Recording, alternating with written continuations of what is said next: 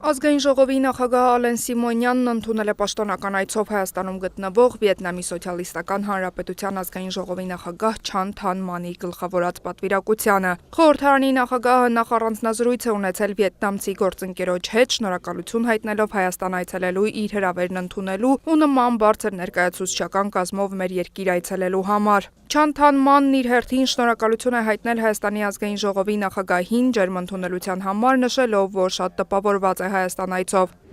Առանձնազրույցին հաջորդել է պատվիրակությունների ընդլայնված կազմով հանդիպումը, որի ընթացքում քննարկվել են երկկողմ օրակարգին վերաբերող տարբեր հարցեր, մասնավորապես շեշտը դնելով միջխորհրդարանական համագործակցության, ինչպես նաև երկու երկրների խորհրդարաններում գործող բարեկամական խմբերի կապերի ակտիվացման վրա։ Ալեն Սիմոնյանն անդրադարձել է Հայաստանի եւ Ադրբեջանի միջև խաղաղության համաձայնագրի արդեն ավարտին հասցված նախագծին, նշելով, որ հայկական կողմը պատրաստ է այն ստորագրել, ինչին ի պատասխան Չան Թան Մանը նշել է, որ Վիետնամն աջակցում է երկու երկրների միջև խաղաղության հաստատման ու տարածաշրջանում կայունության ամրապնդման գործընթացին։ Հանդիպման ընթացքում անդրադարձ է կատարվել նաև Հայաստանի եւ Վիետնամի միջև տնտեսական կապերի ակտիվացման հարցերին ու այդ ուղղությամբ ձեռնարկվող կոնկրետ քայլերի մշակման անհրաժեշտությանը։ Ալեն Սիմոնյանը Վիետնամի ազգային ժողովի նախագահի ուշադրությունն է հրավիրել նաև Բաքվում պահվող հայ գերիների խնդրին։